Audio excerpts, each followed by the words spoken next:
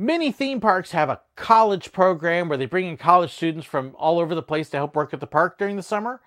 Silver Dollar City was no exception. Their college students made for some great memories.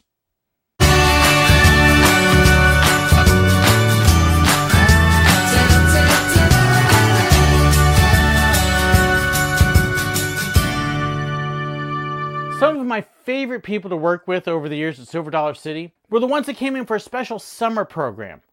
Silver Dollar City had people from 2 different college discipleship programs come in and work at the park as well as take part in their programs each summer. One group was part of a program called Discipleship Focus, part of the Young Life group, and typically at the training we would get a couple of them with us each year, and then we also would get 1 or 2 from another program called the Navigators. They tend to be a little bit older than the Discipleship Focus, but both groups were college students, university students that had decided to take their summer off, spend this time in this essentially a camp work program that they were working on Christian ministries and Bible studies, while at the same time working nearly full-time at the theme park.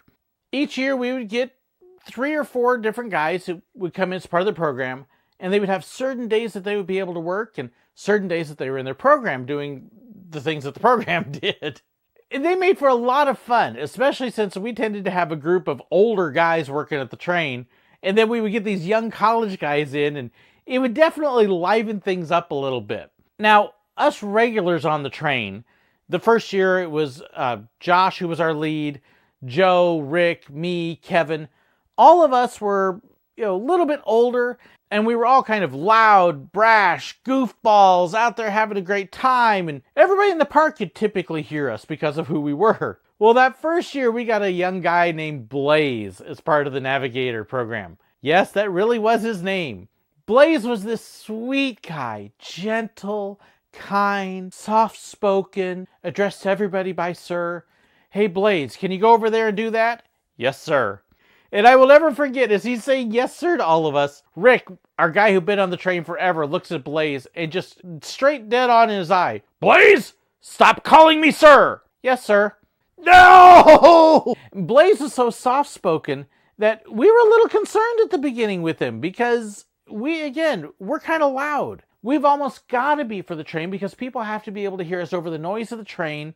And if our sound system doesn't work, we've got to make sure they can still hear us. And here's Blaze, soft and quiet and gentle. And we were worried. We were a little concerned with Blaze, and we weren't sure if he was going to make it.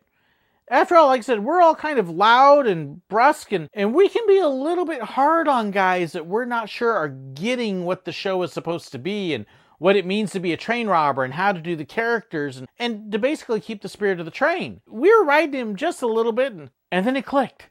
And Blaze came out in a blaze of glory. So much so that we started having these incredibly hilarious shows because Blaze suddenly got this character that just worked hysterically funny. As an example, at the end of the season, we do this part called Moonlight Madness. Usually Silver Dollar City closes at 6 or 7 in the evening. But there's a period of about 2 weeks where they're open till 10, and the night trains just get crazy. And Blaze showed it off here, where with this one little clip, you can kind of see how Blaze and Kevin really got this train rolling. And especially me, even as a conductor, I was losing it and laughing at them. And this is a phone video from a few years back, so the quality isn't great, but I hope you get the idea of what it was like to have a Moonlight Madness train, especially with Blaze rolling along.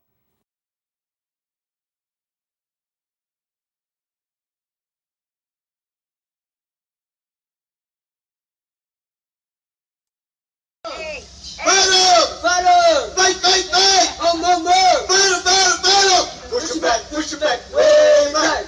Push it back, way back. Rock. Stop. Do a hog call. No. Push it back, way back. Rock. Woo. All right. One more time. Push it back, way back. Rock.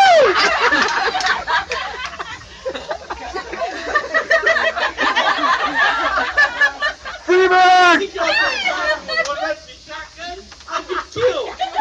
Yeah, you probably would. You think that's funny? No, but you do. You're laughing. No, that ain't funny. That's the reason we stayed up all night funking up a brilliant so brilliant? Got 2 parts. Oh, this'll be good. All right, first thing you do here is you get on this here train, you round up all these little ones you got, you put them in a great big old possum, and you send them up there as your first wave of ankle biters. Well, I guess I could call them my infantry. Shoot him! Nothing, we're going to part 2. Please. Now the second part is you get back here on this train, you get all these men. You get all the, I'm out of breath. You get all these big, strong, husky. Nope. Boy, your train's kind of hurt. Big, strong, husky men, ain't it? You get on at the station. Yeah, I don't see but a couple of them. I don't know what you're smiling about, buddy. You ain't one of them. Oh, sorry. Hey, anyway, that's the plan. That's the plan. That's the plan. Well, I gotta hand it to you, Bullen. What's that? That's the dumbest plan I've ever heard. Dumb? Yeah, D-U-M, dumb. Hey, Peter. Because if I get all the kids, All the kids, and all the men, that guy, don't forget that guy. I'm gonna attack them Indians. Charge! It's gonna leave you 2 alone with a trainload of women. And he calls that dumb. Our second year, we got another navigator in. One of my favorite guys to work with, a guy named Devin.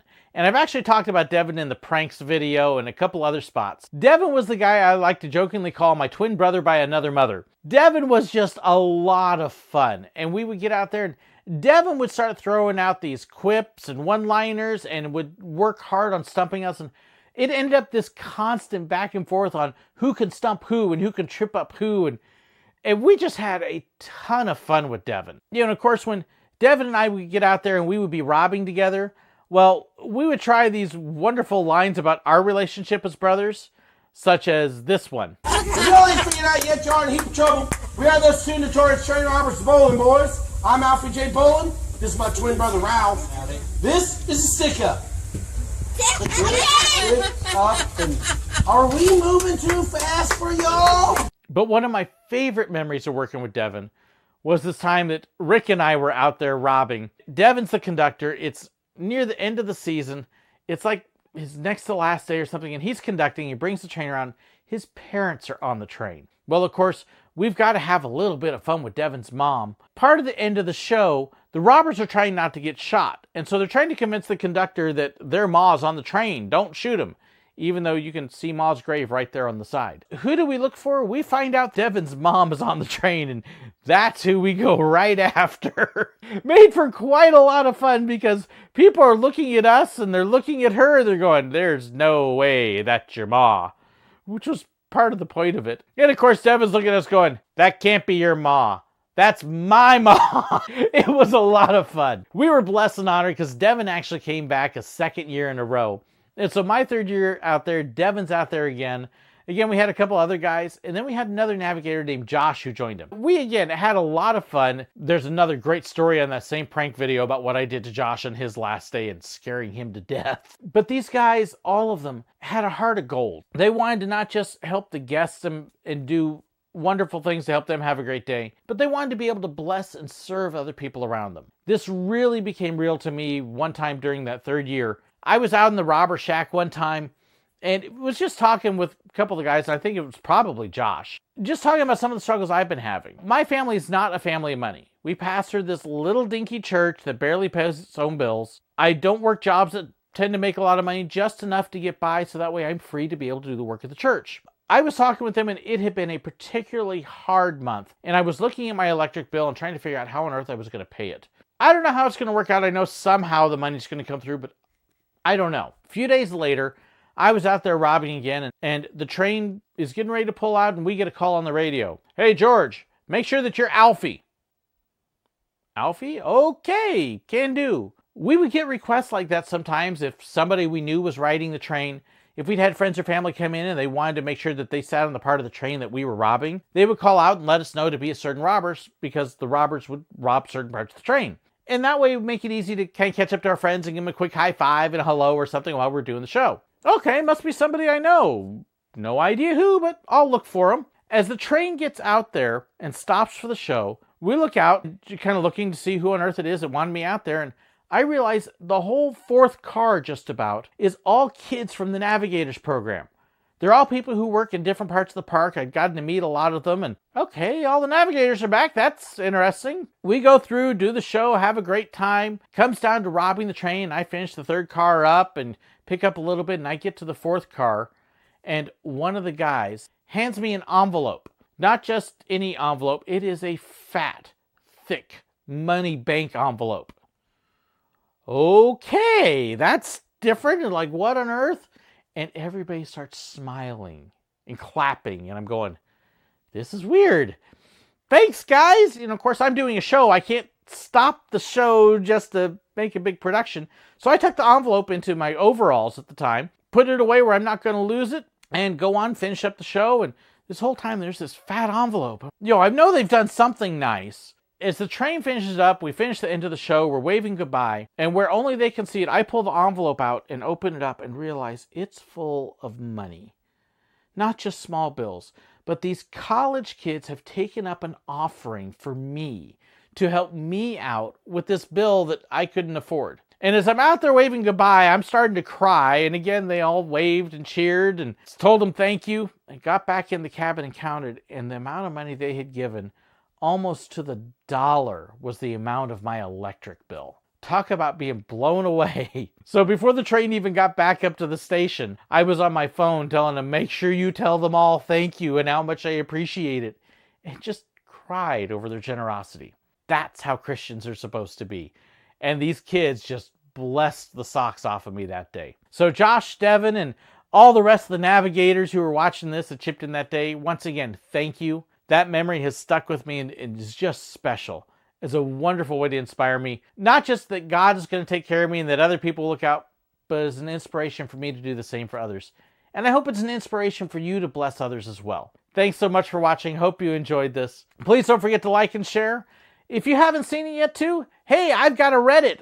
Had one of my fans open up a Reddit fan page, so be sure to check that out. There's a link in the description for it. Don't forget to check out my Facebook page as well. I'd love to hear from you.